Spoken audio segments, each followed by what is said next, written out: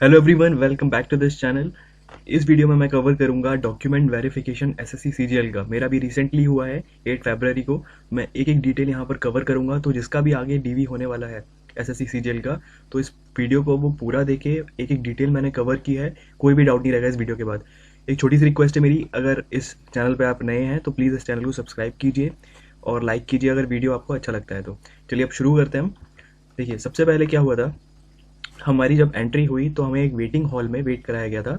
हमारे bags wags वहीं पर डिपॉजिट हुए थे और डीवी शुरू होने से पहले हमारे मोबाइल फ़ोन्स ले लिए गए थे। वेटिंग हॉल में आपको मोबाइल फ़ोन अलाउ है, लेकिन जब आप डॉक्यूमेंट वेरिफिकेशन के लिए दूसरे रूम में जाएंगे तो आपके मोबाइल फ़ोन्स डिपॉजिट कर ले जाते हैं और आपको बोल दिया जाएगा आपके पास मोबाइल नहीं होना चाहिए। तो आप उनको दे सकते हैं, कोई ऐसी प्रॉब्लम नहीं है।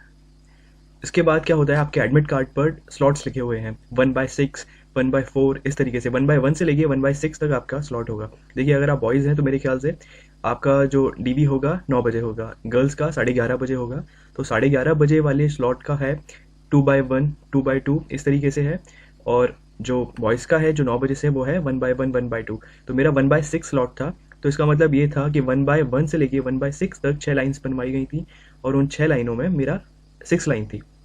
एक एक लाइन बनाई गई और उस जितनी भी उस लाइन में जो बच्चे थे, कैंडिडेट्स थे, उनको एक पर्टिकुलर रूम दिया गया।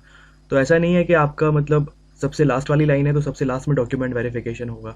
6 लाइन बनाई गई थी तो 6 रूम में एक साथ गए थे और उसके बाद डॉक्यूमेंट वेरिफिकेशन शुरू हुआ था।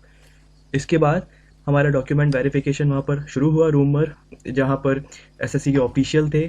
एक सर बैठे थे जो कंप्यूटर पर सारा एंट्री कर रहे थे जो आप बताएंगे। उसके बाद हमारी एग्जिट हो गई। देखिए, अब मैं आपको बताता हूँ। देखिए, मैंने कुछ फ़ोटोज़ क्लिक की थी जो आपके लिए शायद हेल्पफुल हो। ये मेरा सेंटर था, मेरा इलाहाबाद में हुआ था, प्रयागराज में। तो ये सेंटर था, ये कोई एसएससी का रीजनल ऑफिस नहीं था। मैंने सोचा था शायद रीजनल ऑफिस में होगा, पर ये कॉलेज था और इस तरीके का वेटिंग हॉल था जहाँ पर हमको वेट कराया गया था। चलिए, सबसे पहले बात करते हैं अंदर जाकर क्या हुआ। देखिए, रूम में जब हम गए तो हमको एक फॉर्म दिया गया जिस पर इस तरीके के ये 5 सेंटेंसेस लिखे गए थे। ये शायद आपने तब भी देखे होंगे जब आपको एक एडमिशन टिकट मिलता है प्री का एग्ज़ाम देने से पहले और मेंस का एग्ज़ाम देने से पहले। उसी तरीके का ये दिया गया था आपको एक फॉर्म, जिसमें आपको अपनी राइटिंग से हिंदी और इंग्लिश दोनों में ही लिखना था। पहले क्या होता था, प्री और मेंस में एक में लिखना होता था, हिंदी या इंग्लिश, लेकिन इसमें आपको दोनों में ही लिखना था। यही 5 सेंटेंसेस थे, यही लिखने थे आपको। तो उसको आपको पूरा फिल करना था, उसमें लगा था थोड़ा सा टाइम। तो उसके बाद क्या हुआ, उसके बाद सर ने हमको इंस्ट्रक्शंस दिए थे कि आपको जितनी भी अपनी फ़ोटो कॉपीज़ हैं हर एक डॉक्यूमेंट की, वो सारी उनका एक बंडल बना लेना है और आपको जो बुलाया जाएगा तो आपको देना है। इसके बाद डॉक्यूमेंट कौन कौन से रिक्वायर्ड थे, देखिए 10th की मार्कशीट, सर्टिफिकेट, 12th की मार्कशीट, सर्टिफिकेट। उसके बाद ग्रेजुएशन में सारे ईयर्स की मार्कशीट आपसे पूछी गई थी।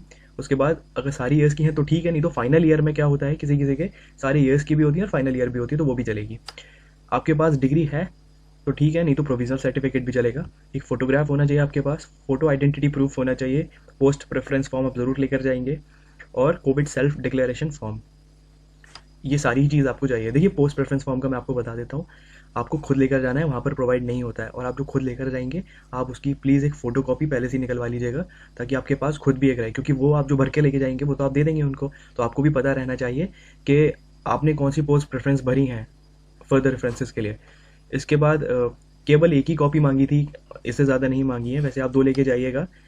मैं एक चीज़ बताना चाहता हूँ, यहाँ पर ग्रेजुएशन में बहुत सारे लोगों को दिक्कत होगी कि हमारे पास डिग्री है, प्रोविजनल डिग्री है। देखिए, जब चेकिंग का नाम आया था तो मेरे को जब बुलाया गया, मेरे से केवल उन्होंने 10th की marksheet, date of birth check करने के लिए, और उन्होंने फाइनल ग्रेजुएशन की मार्कशीट केवल मेरे से यही देखी थी। ना उन्होंने प्रोविजनल देखा, ना डिग्री देखी, कुछ भी नहीं देखा, केवल यही 2 देखे। लेकिन जब हम गए थे तो हमारी एक पर्टिकुलर फ़ाइल होती है, वहाँ पर हमारा नाम लिखा होता है बाहर, फाइल के बाहर, और उसके नीचे लिखा होता है कि हम किस रीजन से हैं। तो मैं सीआर से था, जो एनआर से होगा वहाँ एनआर लिखा होगा। उस फाइल के अंदर मैं आपको बता दूँ क्या क्या होता है। हमारे अभी तक के एडमिशन टिकट जो आपको फिल करने होते थे, टीयर 1 में, टीयर 2 में, टीयर 3 में, तीनों उसमें लगे होंगे। उसके बाद जो आपकी फ़ोटोज़ क्लिक होती हैं टीयर 1 से पहले, टीयर 2 से पहले, उन वो फ़ोटोज़ भी वहाँ पर होंगी प्रिंटेड फॉर्म में। उसके बाद आपको उसी फाइल में जितने भी आपने फ़ोटो कॉपीज़ दी हैं, सबको पंच करके वहाँ पर उस फाइल में रख दिया जाएगा। और उसके बाद आपको जब वेरीफाई कर लेंगे एसएससी के ऑफिशियल, तो आपको आगे वाली डेस्क पर भेज देंगे। वहाँ पर कंप्यूटर पर एक सर बैठे होंगे, वो आपसे पूछेंगे कि आपको क्या अपने नाम में कोई चेंजेस करने हैं जो आपने फॉर्म फिल करते समय किए थे। तो आपको बोल देना है, अगर आपका नाम गलती से कुछ और भर दिया है आपने, फादर्स नेम, मदर्स नेम, कोई भी करेक्शन है तो ठीक है। मेरा कुछ नहीं था तो मैंने बोल दिया नहीं सर, तो उसके बाद उन्होंने ओके कर दिया। उसके बाद उन्होंने मुझसे पूछा पोस्ट प्रेफरेंसेस बोलिए। देखिए जिस रूम में हम गए थे उसी रूम में पोस्ट प्रेफरेंसेस हमसे भरवाई गई थी, तो पीछे और भी कैंडिडेट्स बैठे थे तो आपस में फुसफुसा रहे थे, बात कर रहे थे। तो आप प्लीज़ ज़ोर से बोलिएगा ताकि आप जो पोस्ट प्रेफरेंस बोल रहे हैं टीचर को, जो सर बैठे हैं वहाँ पर फिल करने के लिए, उनको साफ सुनाई दे। D3 बोल रहे हैं पोस्ट का नाम, तो D3 ही होना चाहिए ताकि कोई मिस्टेक ना हो। उसके बाद उन्होंने जब फिल करना शुरू किया, सारी उन्होंने फिल कर दी। उसके बाद उन्होंने 4 प्रिंट निकाले पेपर के वहीं पर प्रिंटर से और मुझको दे दिए और बोला कि आप चेक कर लीजिए, इसमें आपका नेम, आपका 10th का रोल नंबर, आपकी मार्कशीट, जितनी भी डिटेल्स हैं, आपकी पोस्ट प्रेफरेंसेस जो आपने भरी हैं, क्या आपने वही भरी हैं, मतलब जो प्रिंट्स निकले हैं वो फाइनल होंगे। तो प्रिंट में एक बार चेक कर लीजिए क्या जो निकाले हैं वो सही हैं। तो मेरा क्या किया था, उन्होंने ग्रेजुएशन का रोल नंबर एक डिजिट से गलत कर दिया था, तो मैंने उनको बोल दिया सर ये रोल नंबर आपने गलत लिखवा दिया है। तो उन्होंने हल किया, फिर दोबारा मैं करेक्ट कर दिया। फिर दोबारा से प्रिंट निकाला 4 पेजेस का उन्होंने, फिर बोला मेरे को आप करेक्ट करिए इनको कि अगर ये सही है या नहीं है, अभी भी कोई मिस्टेक है। तो वो सारी सही थी, एक एक मिस्टेक आपको देखनी है, कोई मिस्टेक नहीं होनी चाहिए, नहीं तो आगे दिक्कत आएगी। तो चारों प्रिंट्स को आप बहुत बढ़िया से देखिएगा। उसके बाद उन्होंने मेरे को बिठा ले रखा थोड़ी देर, फिर उन्होंने बोला आपको कोई दिक्कत नहीं है, अब सारे जो प्रिंट्स निकले हैं बिल्कुल ठीक है। मैंने बोला बिल्कुल ठीक है। तो उसके बाद उन्होंने वही फाइल में वो चारों प्रिंट्स दोबारा पंच करके रख दिए और हमको फिर भेज दिया, टाटा बाय बाय कर दिया वहाँ से। इतना ही डीवी का प्रोसेस है। देखिए अब मैं जनरल कैटेगरी से था, लेकिन अगर जो ओबीसी से हैं या फिर एसटी एससी से हैं तो आप अपना कास्ट सर्टिफिकेट लेकर जाइएगा। जिनकी गवर्नमेंट जॉब है 3 साल से पहले का, उनको अपना एनओसी फॉर्म लेकर जाना है जो कि क्रूशियल डेट के अकॉर्डिंग होना चाहिए। तो बस यही डिटेल थी सारी। मैंने कोशिश करी है मैं आपको सारी डिटेल्स बता पाऊँ। अगर फिर भी आपको कोई डाउट रहता है तो आप प्लीज़ मेरे इंस्टाग्राम पेज पर जाइएगा और उसके बाद मेरे को मैसेज कर दीजिएगा, मैं आपके सारे डाउट क्लियर कर दूँगा। ओके, आई होप ये वीडियो आपके लिए हेल्पफुल रहा था। Thank you so much.